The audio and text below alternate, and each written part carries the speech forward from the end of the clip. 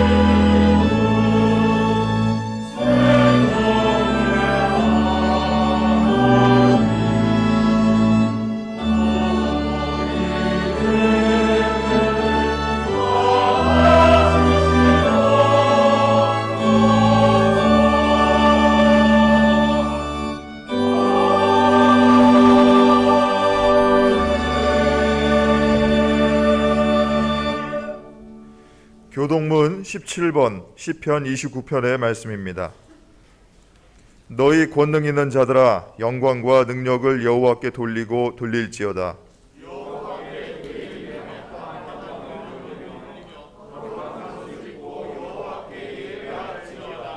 여호와의 소리가 물 위에 있도다. 영광의 하나님이 우레소리를 내시니 여호와는 많은 물 위에 계시도다.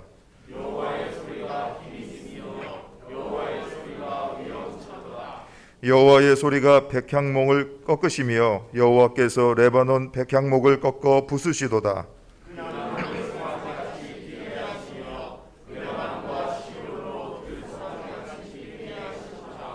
여호와의 소리가 화염을 가르시도다.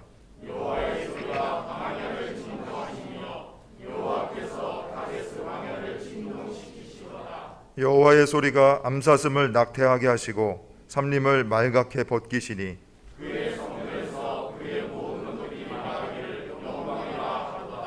여호와께서 홍수 때에 자정하셨으며 여호와께서 영원하도록 왕으로 좌정하시도다.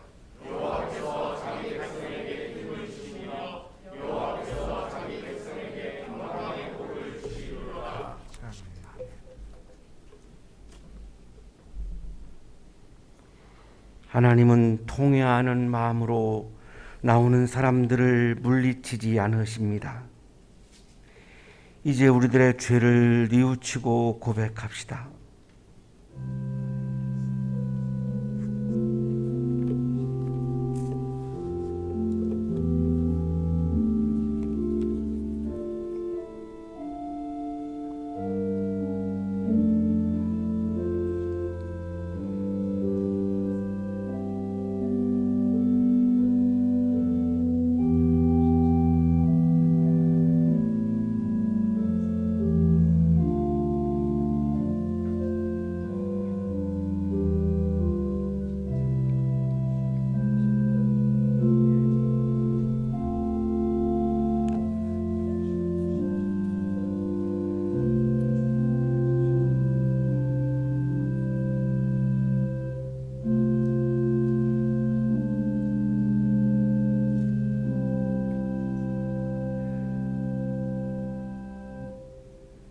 우리가 우리의 죄를 자백하면 하나님은 믿어오시고 의로우셔서 우리의 죄를 용서해 주시고 모든 불의에서 우리를 깨끗하게 해 주실 것입니다.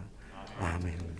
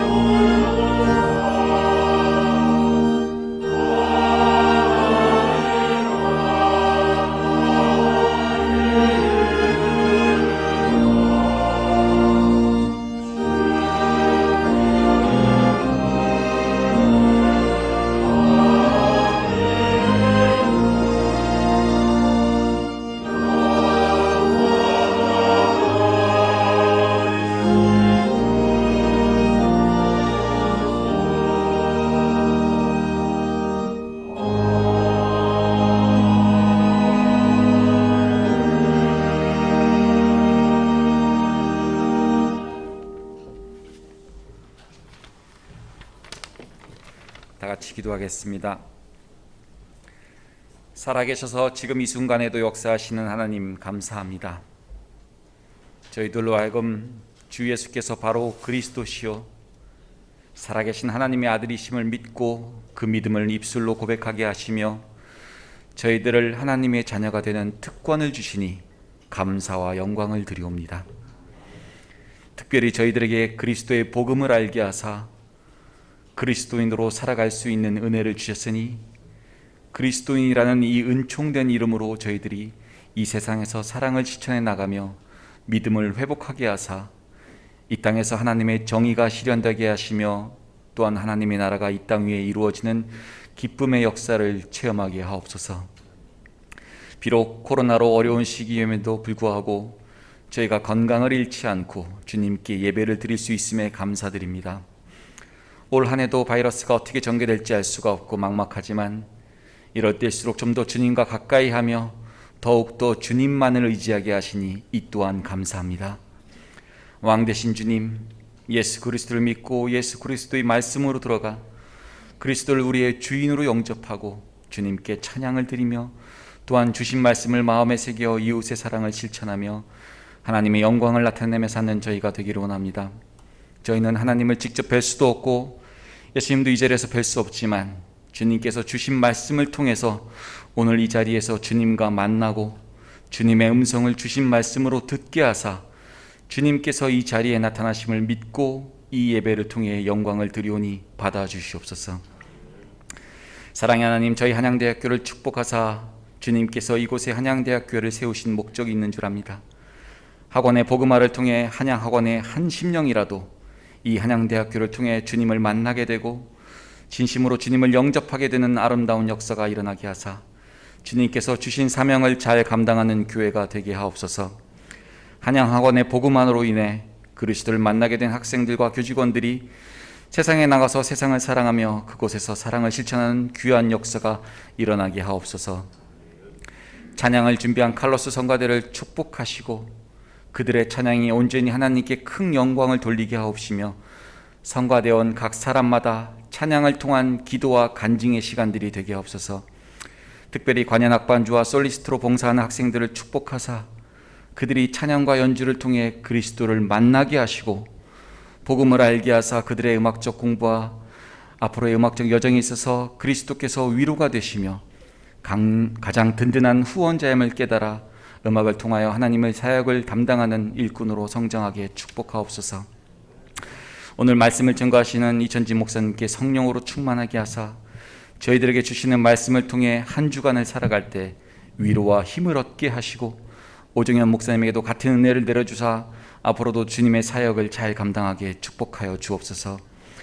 예배 순서마다 주님께 영광 돌리게 하옵시고 오로지 하나님의 영광만을 드러내는 산 제사가 되게 하셔서 진실한 예배의 회복이 되게 하여 주옵소서. 이 모든 말씀 우리 주 예수 그리스도의 이름으로 감사하며 기도드리옵나이다. 아멘.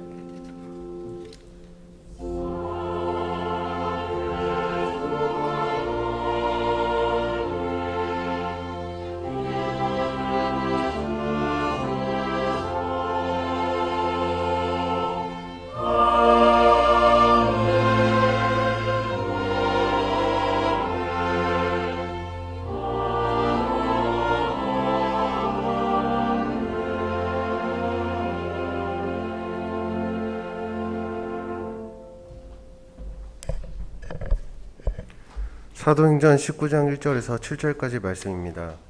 아볼로가 고린도에 있는 동안에 바울은 높은 지역들을 거쳐서 에베소에 이르렀다. 거기서 그는 몇몇 제자를 만나서 여러분은 믿을 때에 성령을 받았습니까? 하고 물었다. 그들은 우리는 성령이 있다는 말을 들어보지도 못하였습니다. 하고 대답하였다. 바울이 다시 물었다. 그러면 여러분은 무슨 세례를 받았습니까? 그들이 요한의 세례를 받았습니다. 하고 대답하니 바울이 말하였다. 요한은 백성들에게 자기 뒤에 오시는 이 곧 예수를 믿으라고 말하면서 회개의 세례를 주었습니다. 이 말을 듣고 그들은 주 예수의 이름으로 세례를 받았다. 그리고 바울이 그들에게 손을 얹으니 성령이 그들에게 내리셨다. 그래서 그들은 방언으로 말하고 예언을 했는데 모두 12사람쯤 되었다. 신약의 말씀입니다.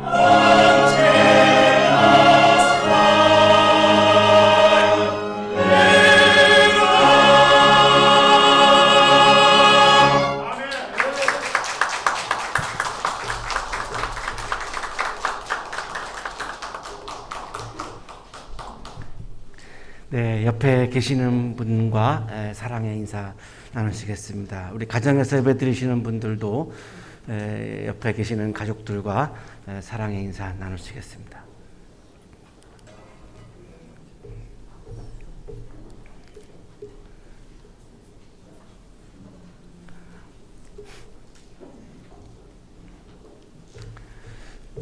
오늘의 교회력은 주연절후 첫째 주일 그리고 주님의 수세일입니다.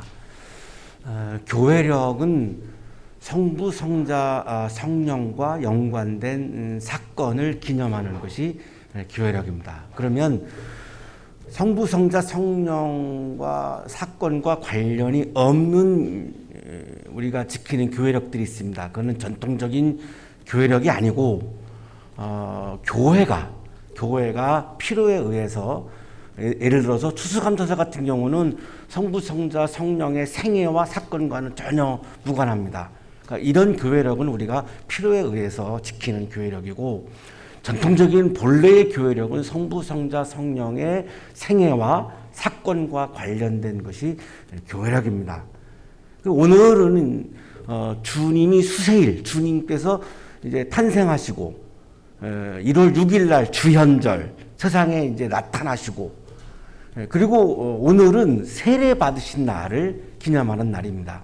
그래서 예수님의 생애를 우리가 이렇게 따라가면서 달력을 지키는 것, 이게 우리 그리스도인들의 달력이라고 하는 것이 바로 교회력입니다. 그래서 오늘은 예수님께서 세례 받으신 사건이 우리가 묵상해야 하는 그런 주제입니다. 근데 이게 마침 주연절 1월 6일 날 주연절과 또 굉장히 연관이 되어 있습니다. 이 주연절은 그리스어로 에피파네이아라고 하는 용어인데, 나타났다, 현현했다, 하나님께서 예수님을 통해서 자신을 드러내셨다, 이것을 기념하는 것이 이제 주연절입니다. 주연절은 초대교회에서는 성탄절보다 훨씬 더 먼저 지켰던 교회력이고, 초대교회 그리스도인들은 성탄절보다 주연절을 더 중요하게 여겼습니다.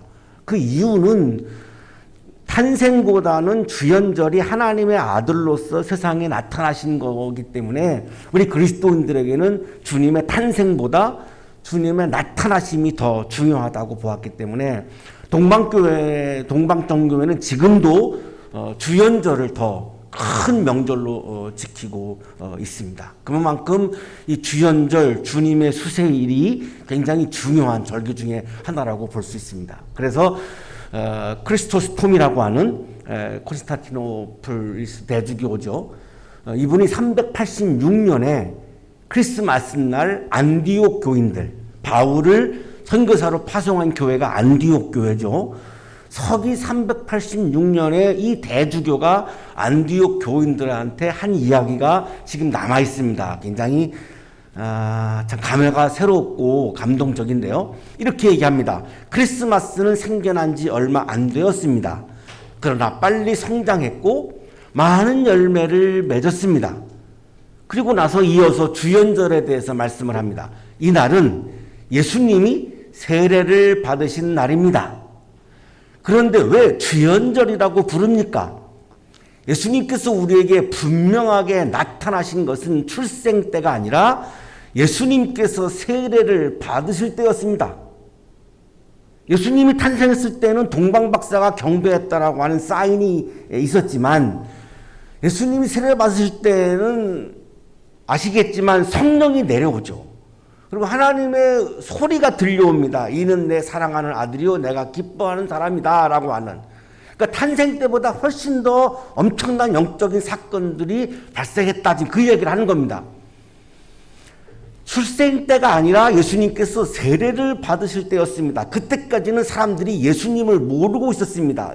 인간으로서 예수는 알고 있었지만 하나님의 아들로서의 그리스도는 세례 사건 이전에는 알 수가 없죠. 그냥 요셉의 아들로 이해하기가 쉬웠고, 세례 사건 이후에서야 하늘로부터 성령이 내려오시고 하나님의 음성이 들려왔기 때문에 아, 이분이 하나님의 아들이구나 라고 하는 것을 사람들이 처음으로 알게 되었다. 지금 그런 설명을 하는 거죠. 그렇기 때문에 탄생보다 주연절이 오히려 우리 신앙인들에게는 굉장히 더 중요한 영적 사건임을 이 크리스토스톰이라고 하는 분이 안디옥 교인들한테 이렇게 설명을 했습니다.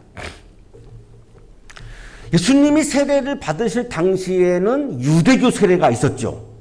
예수님이 세례를 받으실 때에는 기독교가 출현한 때가 아닙니다. 그러니까 유대교 세례가 존재했습니다.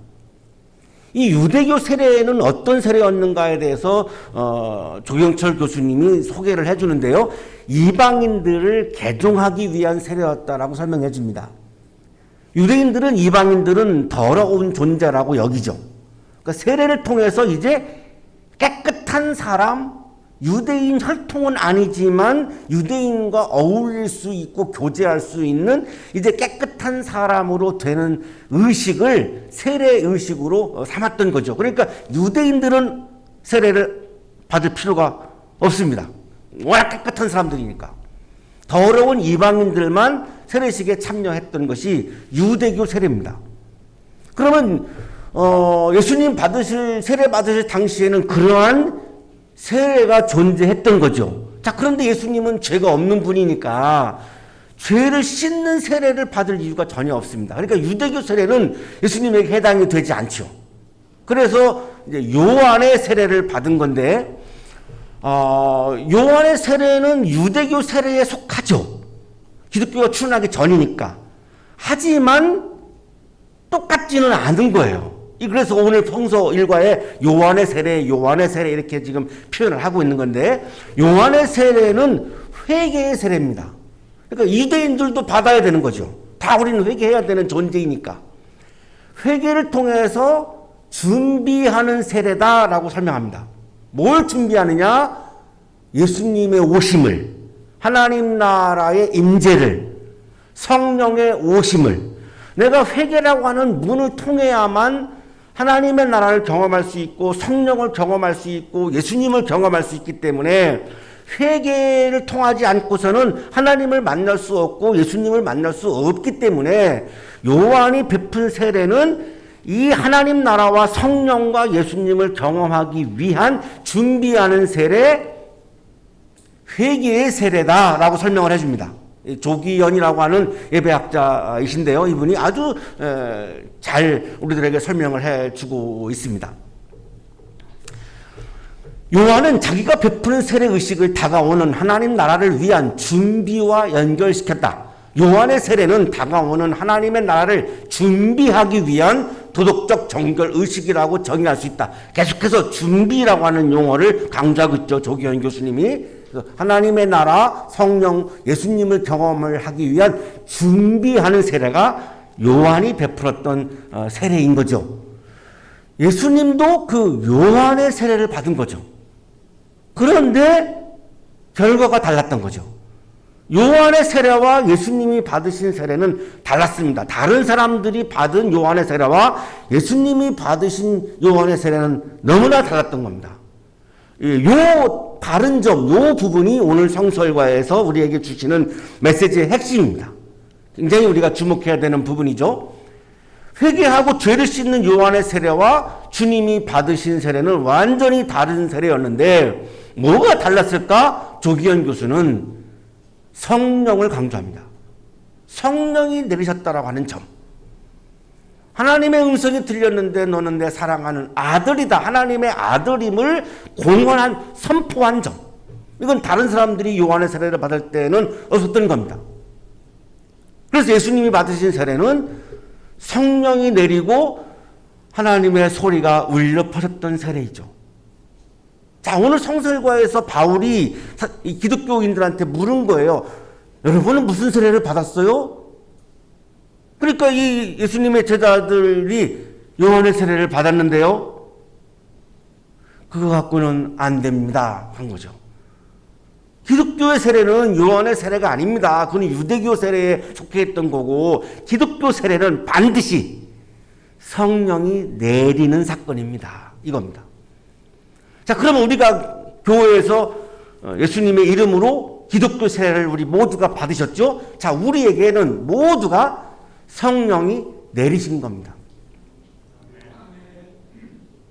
아멘 하신 분들만. 예. 이렇게 말하면 안 됩니다. 왜냐하면 세례는 똑같이 보편적인 은혜이기 때문에 여러분 모두에게 그 당시에 성령이 내리신 겁니다. 우리가 감지를 못할 뿐인 거지 다 내린 겁니다.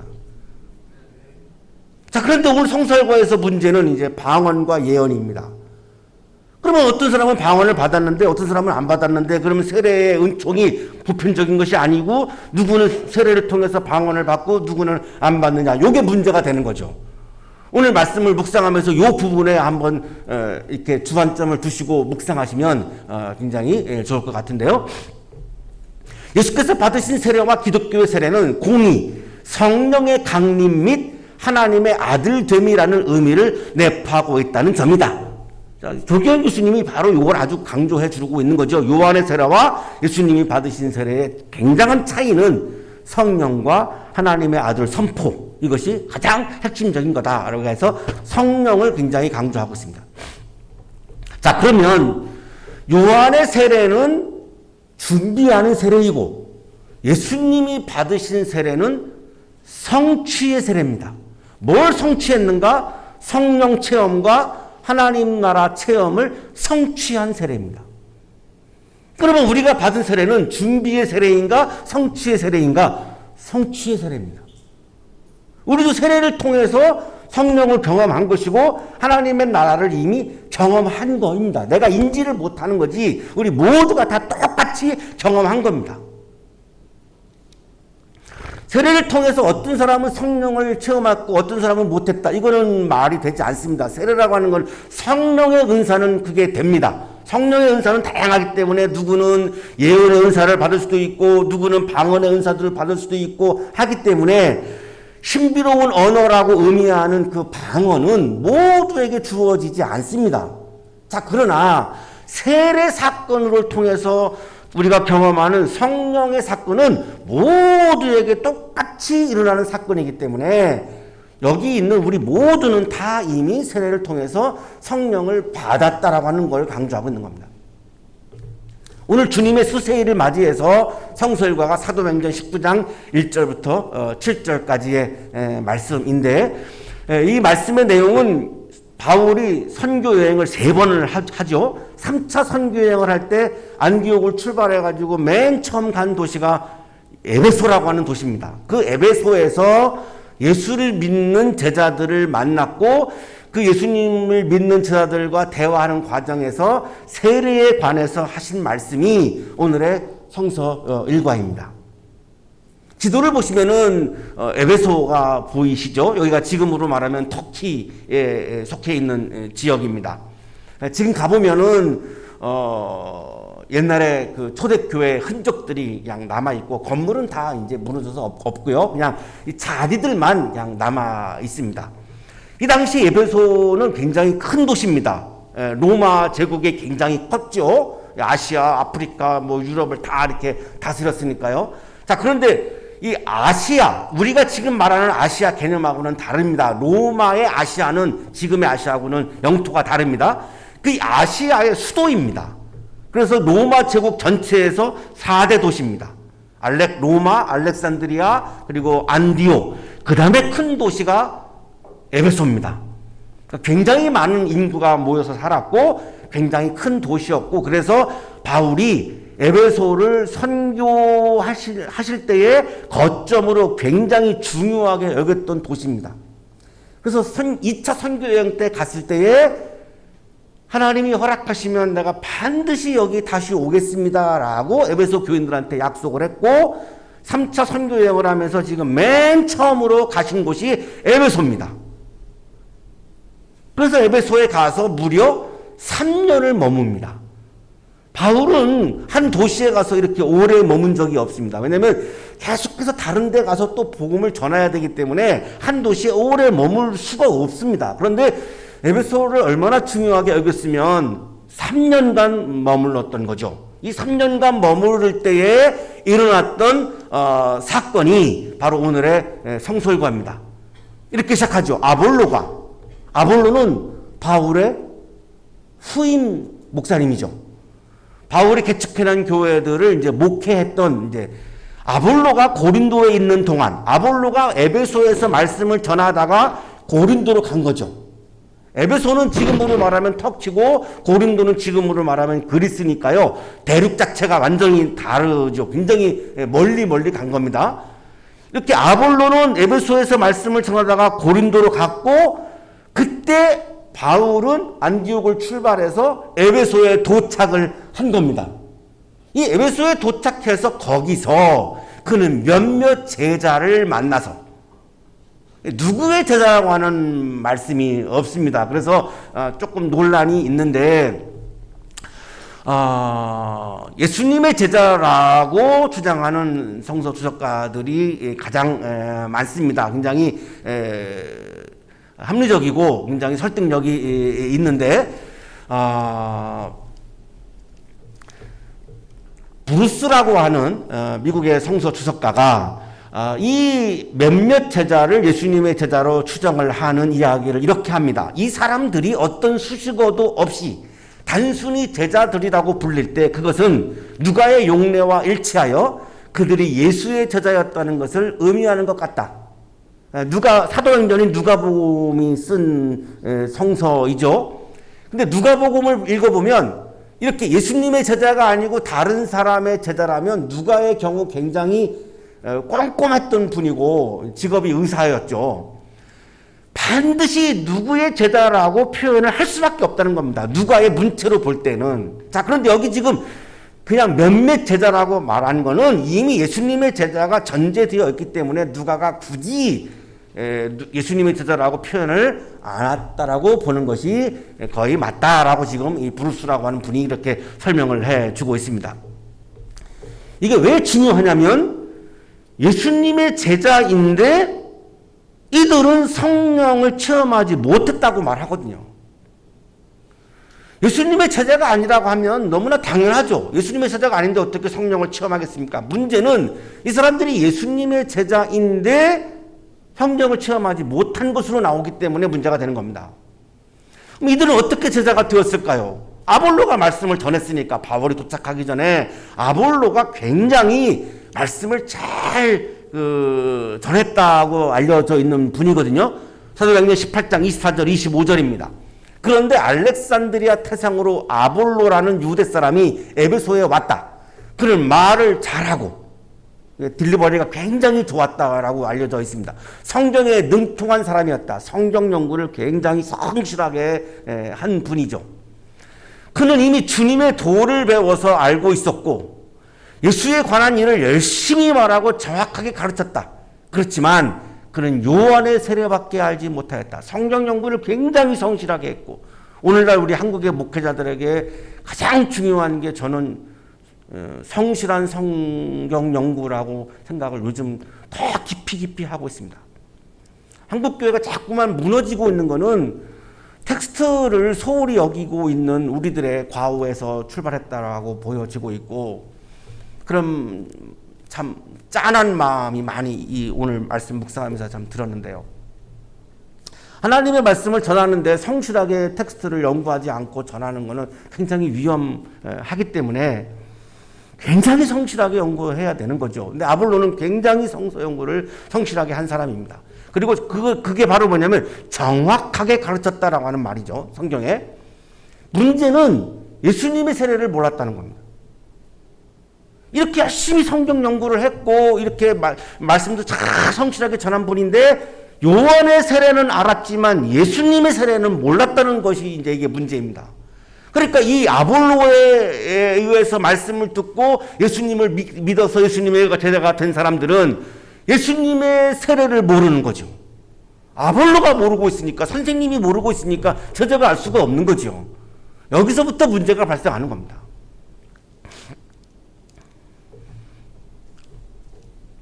아볼로가 전하는 말씀을 듣고 예수님의 제자가 된 이 제자들은 12명 정도로 추정합니다. 오늘 성서 1과 7절의 맨 마지막 절에 12명 정도라고 이렇게 나오거든요. 그러니까 12명 정도가 되는 이 사람들은 예수님을 믿었습니다.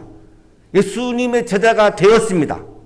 하지만 예수님의 세례에 대해서는 몰랐다는 거죠.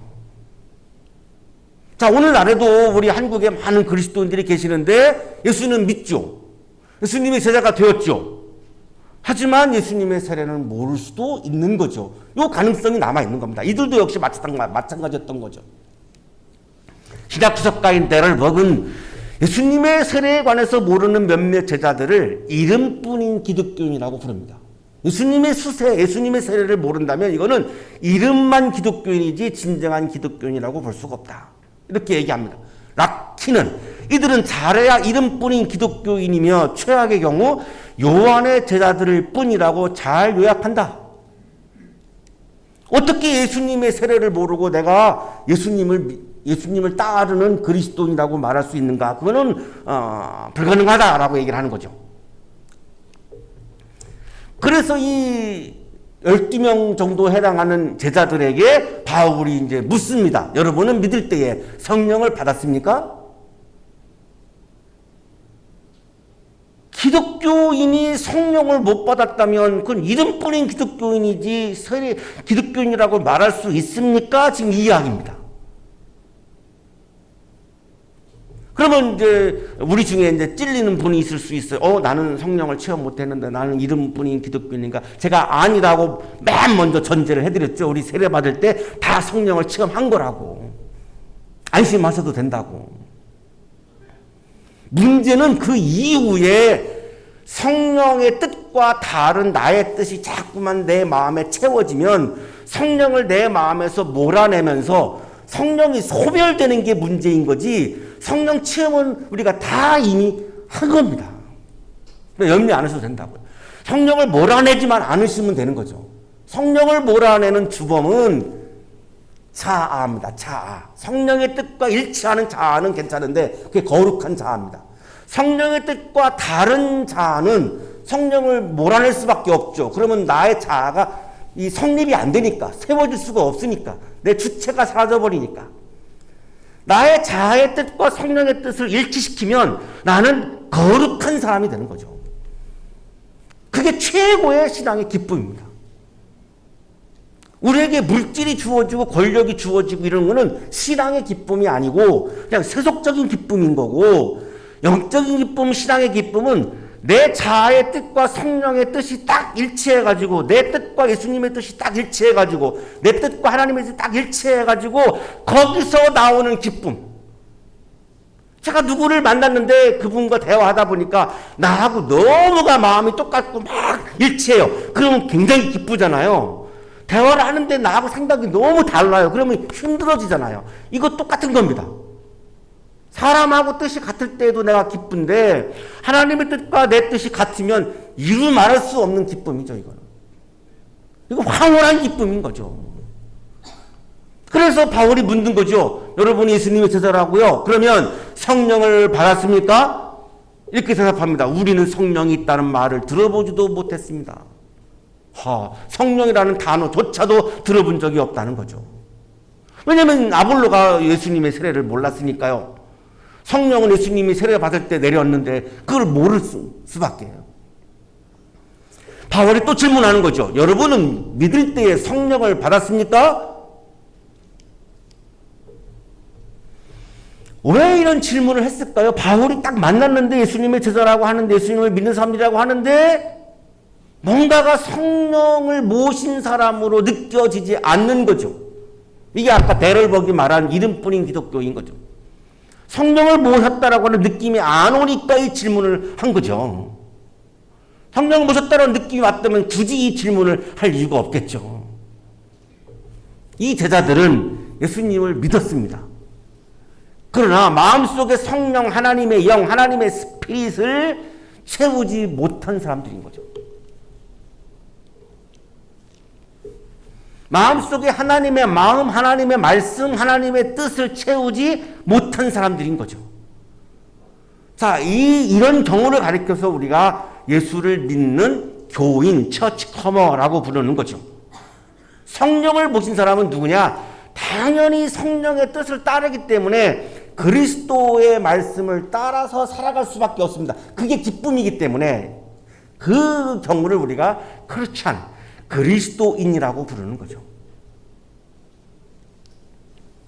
바울이 다시 묻습니다. 여러분은 무슨 세례를 받았습니까?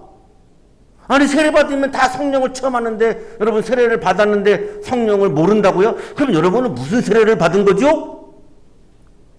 요한의 세례를 받았습니다. 그러니까 성령을 모르는 겁니다. 성령을 체험하지 못한 겁니다. 요한의 세례를 받았기 때문에. 성령을 받았느냐고 물어보시고 나서 무슨 세례를 받았느냐라고 묻는 바울의 질문을 잘 보면 바울은 이미 이 사람들한테 세례와 성령의 관계를 이미 암시하고 있죠. 성령을 먼저 묻고 그 다음에 세례를 묻고 있거든요. 그러면 세례에는 성령이 전제되어 있다라고 하는 것을 이미 바울이 지금 이미 다 지금 얘기하고 있는 겁니다. 이들에게. 예수님이 받으시는 세례는 성령 하나님의 영을 모시는 세례였죠. 예수님이 세례를 받으시는 장면을 보시면은 마가복음 1장 9절 10절입니다. 그 무렵에 예수께서 갈릴리 나사렛으로부터 오셔서 요단강에서 요한에게 세례를 받으셨다. 예수께서 물속에서 막 올라오시는데 하늘이 갈라지고 성령이 비둘기같이 자기에게 내려오는 것을 보셨다. 예수님이 세례를 받으실 때의 가장 중요한 특징은 성령이 내리셨습니다. 그러면 오늘날에 우리가 예수님이 받으신 똑같은 그 기독교의 세례를 받는다면, 예수님의 이름으로 받는 세례를 받는다면 우리에게도 그날 성령이 내리신 거죠. 그래서 우리 교회에서는 세례식 할 때, 요즘 세례식을 못하고 있습니다만 세례식 할 때 기억하실 수 있을 것 같은데요. 세례식 다 하고 나서 뒤쪽에 가서 우리가 그 세례 갱신식을 우리가 하고 있습니다. 눈치를 채신 분도 있고 못 채신 분도 있겠지만 세례 갱신이라고 하는 순서를 우리가 꼭 갖고 있습니다. 그 하는 이유가 뭐냐면 내가 그때 체험했던 성령 체험을 다시 이거 떠올리기 위해서 세례 갱신이라고 하는 순서를 우리가 가지고 있는 겁니다. 요한의 세례는 성령을 받는 성취의 세례가 아닙니다.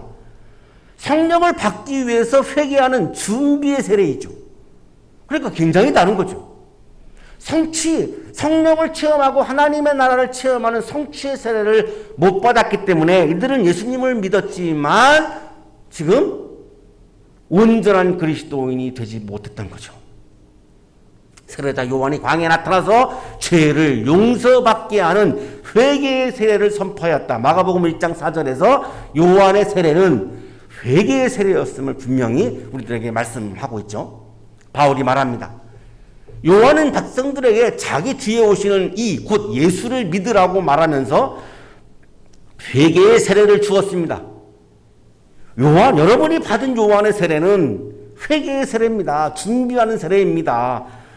성령을 경험하는 성취의 세례가 아닙니다. 예수님이 받으신 세례를 받으셔야지 요한의 세례 갖고는 안 됩니다. 그러면 그건 기독교인이라고 말할 수가 없습니다. 그러니까 여러분 예수님이 받으신 세례를 받으셔야 됩니다. 이렇게 지금 바울이 말하고 있는 거죠. 그러니까 이 말을 들은 이 제자들이 주 예수의 이름으로 세례를 받았다. 주님이 받은 세례를 다시 받습니다.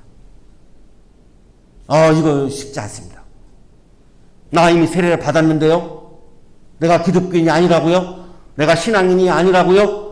어떻게 나한테 그렇게 말할 수 있어요? 굉장히 반발할 수 있는 상황입니다. 그런데 이 당시 12명의 제자들이 겸손했습니다. 바울의 말을 다 수용을 한 겁니다.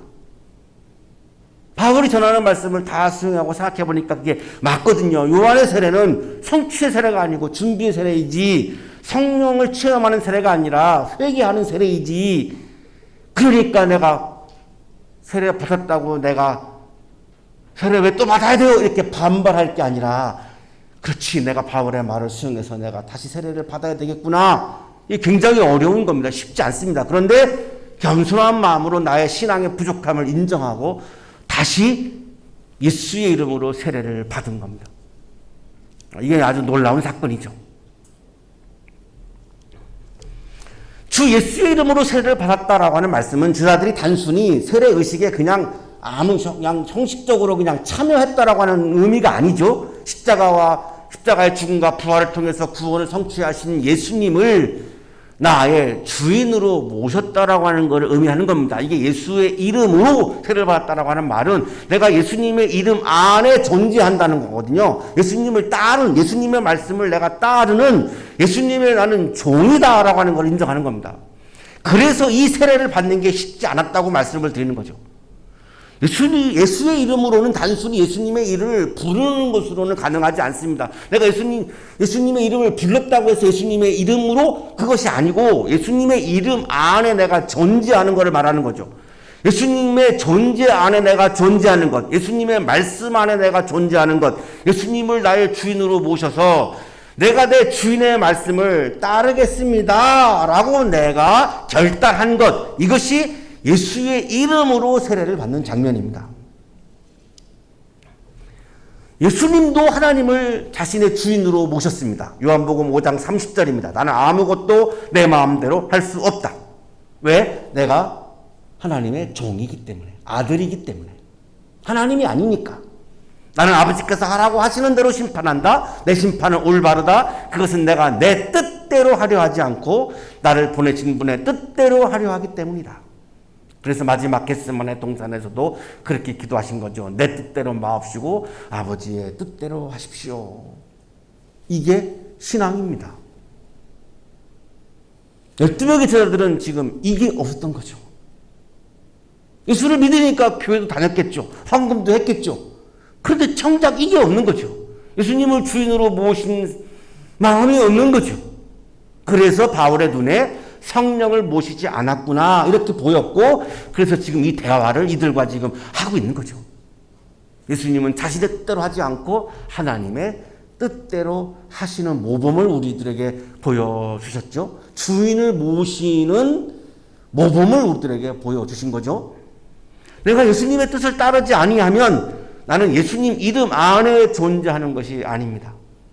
교회 안에 존재한다는 말과 예수님의 이름 안에 존재한다는 말은 완전히 다른 뜻입니다. 내가 예수님의 이름을 부르짖기만 하고 예수님의 뜻을 실천하지 아니하면 예수님 안에 존재하는 것이 아니죠. 그래서 사랑의 실천이라고 하는 우리 교회 표어가 매우 영적인 겁니다. 예수님의 뜻을 내가 실천하지 않고 주여 주여 내가 이름만 부른다고 해서 내가 예수님 이름 안에 있는 거다? 아니, 그건 아니죠. 나더러 주님 주님 하는 사람이라고 해서 다 하늘나라에 들어가는 것이 아니다. 하늘에 계신 내 아버지의 뜻을 행하는 사람이라야 들어간다. 마태복음 7장 21절이 누가 그리스도인인가를, 누가 예수님의 진정한 제자인가를 분명하게 말씀하고 있는 거죠. 누가 예수님 이름 안에 존재하는 것인가를, 그거는 예수님의 하신 말씀들을 하나하나 내가 소중하게 여기고 내 마음에 채우고 받아들이고 완벽하게 할 수는 없지만 최선을 다해서 그 말씀을 내가 실천하려고 내가 발부둥치고 몸부림치고 고뇌하며 살아가는 것, 그 사람이 진실한 그리스도인이다라고 지금 말씀하고 있는 거죠. 그리고 나서 바울이 손을 얹습니다. 세례를 주는 거죠, 지금. 세례를 주는데 세례의 결과입니다. 성령이 그들에게 내리셨다. 여지없습니다. 세례에는 반드시 성령이 내리시는 겁니다. 그래서 그들은 방언으로 말하고 예언을 했는데, 자, 여기가 문제입니다. 그럼 우리는 세례 받을 때 다 성령 처음 했는데 나는 방언 안 받았는데요. 이렇게 질문하실 수 있죠. 그죠? 네.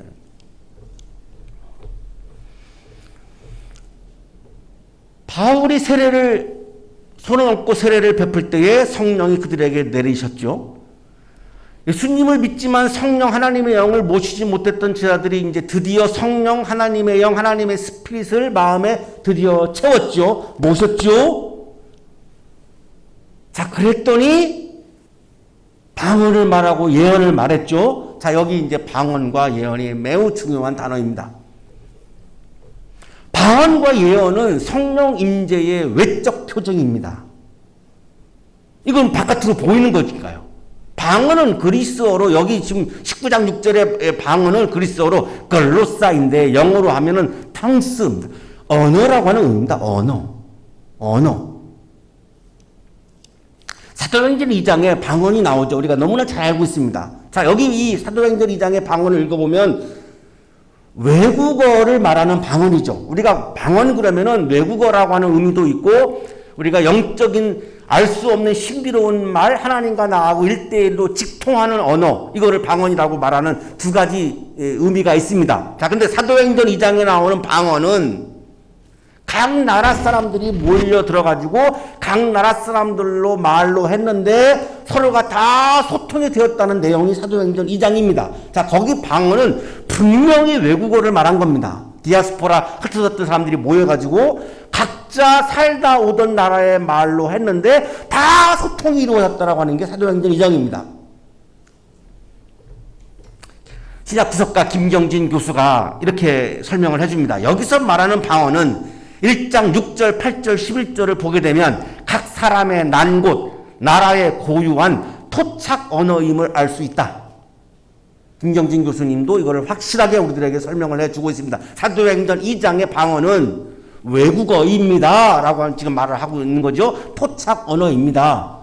그러면 외국어를 말하는 것은 성령의 외적인 표징이고 내적 표징은 뭐죠? 소통이 이루어진 거죠.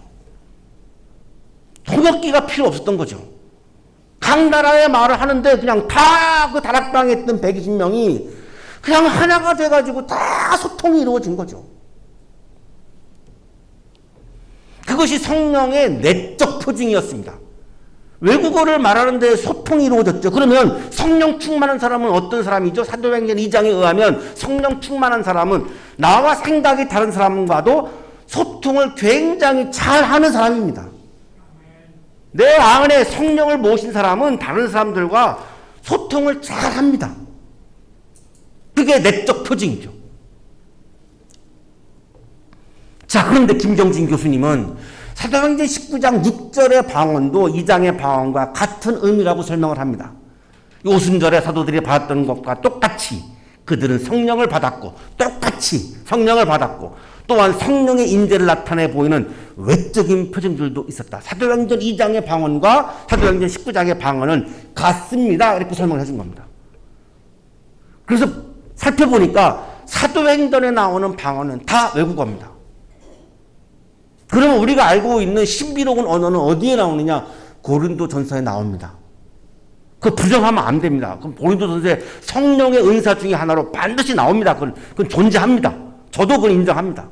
제가 부정하는 거 아닙니다. 그런데 그걸 고린도전서 설교한다고 한다면 그 말씀을 드리겠지만 사도행전 19장에 나오는 방언은 외국어를 말하는 겁니다. 그런데 성령이 내리니까 성령이 충만하니까 소통을 잘 하게 됐다라고 하는 거로 받아들이면 되는 겁니다. 성령 충만한 사람은 소통을 잘 하는 사람입니다. 자, 그런데 신비로운 언어의 방언은 소통이 안 되는 언어입니다. 그건 자기만 알지 남은 알지 못해야 방언입니다. 하나님과 나와의 1대1의 언어니까 다른 사람이 알아들으면 그건 이미 방언이 아니죠. 그러니까 그건 소통하고 정반대가 있는 거죠. 그래서 여기서의 말하는 방언은 신비로운 언어가 아니고 외국어를 말했는데 소통이 이루어지는 것을 말하고 있는 거죠. 성령을 모신 사람은 하나님과 이웃과 소통하는 기쁨이 넘치는 사람입니다. 성령이 들이셨을 때 예언합니다. 자, 여기 또 예언은 우리가 한국에서는 그냥 앞니를 점치는 점쟁이가 하는 것으로 또 이렇게 선입견이 있는데요. 여기서 말하는 예언은 하나님께서 맡기신 말씀을 전하는 겁니다. 미리 예가 아니고 맡길 예이죠. 왕대일 교수님이 이렇게 설명을 해줍니다. 성서의 예언은 신약 성서나 구약 성서나 할 것 없이 장래일을 미리 말한다는 차원의 예언이 아니다. 성서의 예언은 내게 맡겨주신 말씀을 전한다는 차원의 예언이다. 설교라는 말로도 옮겨줄 수 있는 성격을 지닌다. 내일 일을 미리 말하기라기보다는 앞장서서 말하기이다. 앞니를 점치는 말이 아니라 하나님의 말씀을 전하는 것. 그러면 성령을 모시면 어떻게 되죠? 하나님의 말씀을 내가 좋아하게 되죠. 하나님과의 대화를 너무 기뻐하게 되죠.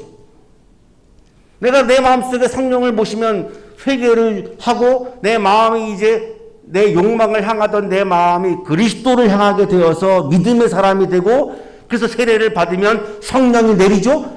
세례를 받고 내 마음에 성령을 모시게 되면 하나님과의 대화를 기뻐하게 됩니다. 이게 기도를 즐거워하는 사람이 되는 거죠. 하나님의 말씀을 좋아해서 성경 말씀이 지루하지 않게 됩니다. 지금도 성경을 읽으면 이렇게 잠이 잘 오시고 수면제로 사용하시는 분들이 간혹 계시는데, 성경을 보시면 하나님 말씀이 졸리지가 않고 그냥 하나님 말씀 읽는 게 막 기뻐지는 거죠. 하나님의 말씀으로 나의 삶과 세상의 사건을 해석을 하죠. 하나님의 말씀을 따라 살면서 다른 사람들과, 나하고 생각이 다른 사람들과 소통을 잘하는 사람이 되죠. 새해를 맞이해서 하나님과 이웃과 소통하는 기쁨이 충만한 새해가 되시기를 주님의 이름으로 축복합니다. 거룩하신 주님, 우리에게 세례의 은총을 주셔서 감사합니다. 성령을 부어주셔서 감사합니다. 저의 마음에 성령을 몰아내지 않고 성령을 가득 채우고 하나님과 이웃과 소통하는 기쁨으로 어려움을 이겨내며 살게 해주시니 감사합니다. 매 순간 유혹과 어려움이 있지만 나의 뜻보다는 성령의 뜻을 더 앞세우고 높이고 소중히 여기며 한 해를 은혜 가운데 살게 해 주옵소서. 예수 그리스도 이름으로 기도하옵나이다. 아멘.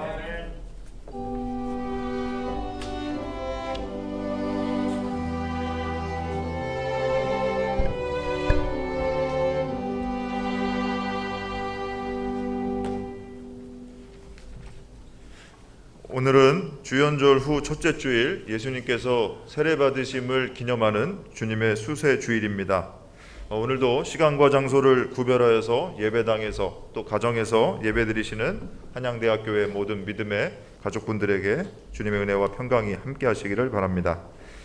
자, 우리 좌우 양옆 앞뒤 주위에 계신 분들하고 이렇게 인사 나누겠습니다. 예수님의 이름으로 성령의 열매 맺으시기 바랍니다. 우리 이렇게 인사 나누겠습니다. 예수님의 이름으로 성령의 열매 맺으시기 바랍니다.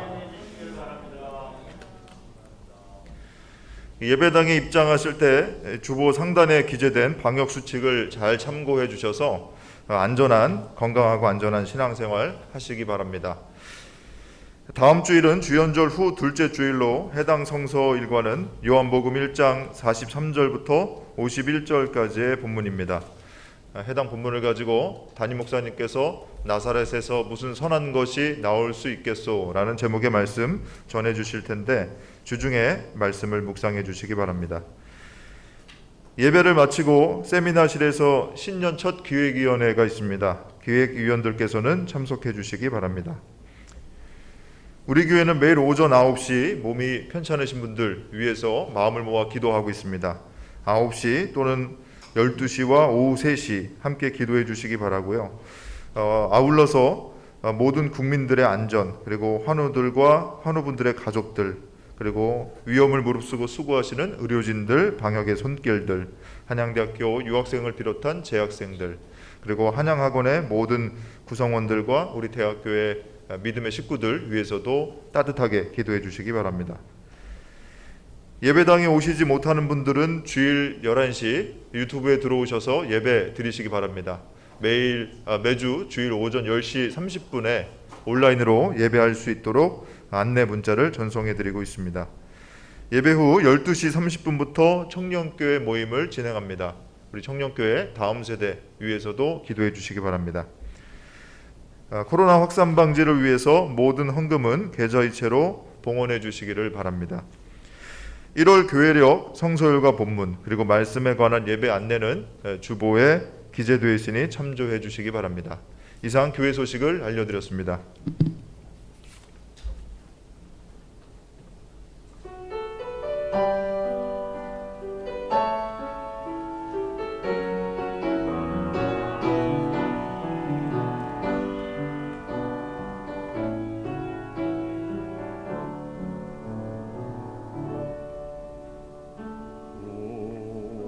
오직 주의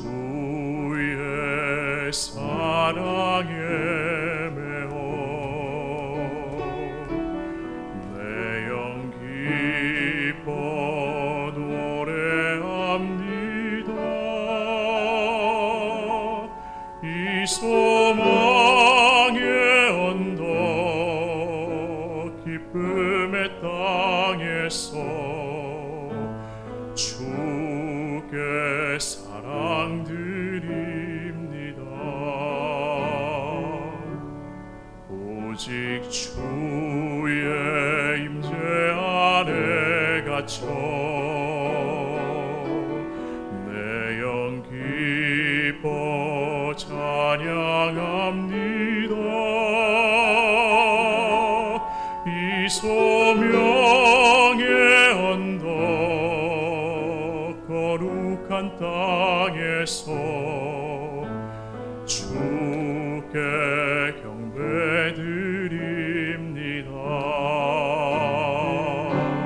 주께서 주신 모든 은혜 나는 말할 수 없네. 내 영혼 즐거이 주 따르렵니다. 주께 내 삶 드립니다.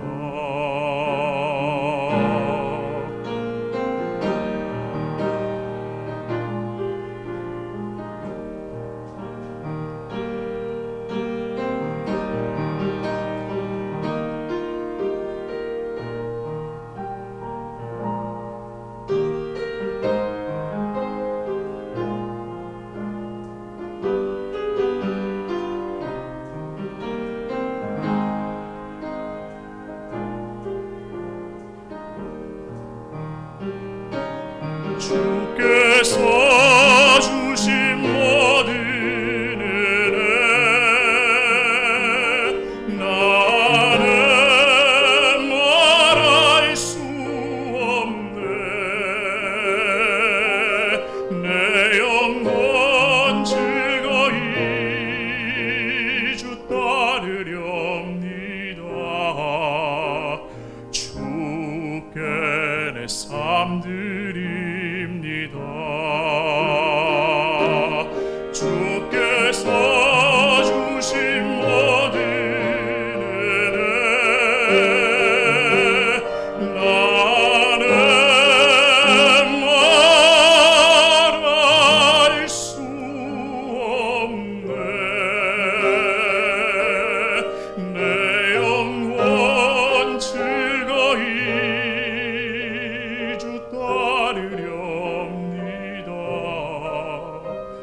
주께 내 삶 드립니다.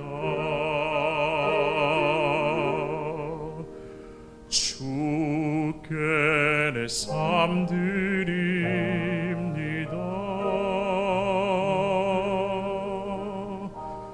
주께 내 삶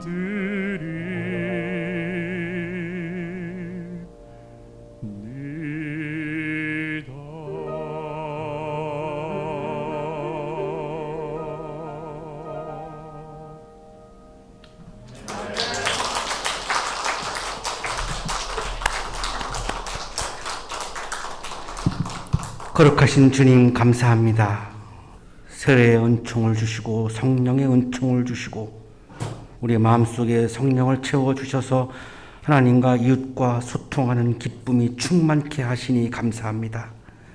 그 기쁨으로 삶의 어려움들을 이겨내며 승리하는 그리스도인으로 살게 하시니 감사합니다.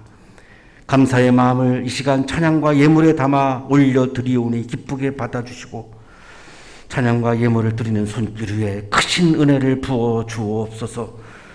예수 그리스도 이름으로 기도하옵나이다. 아멘.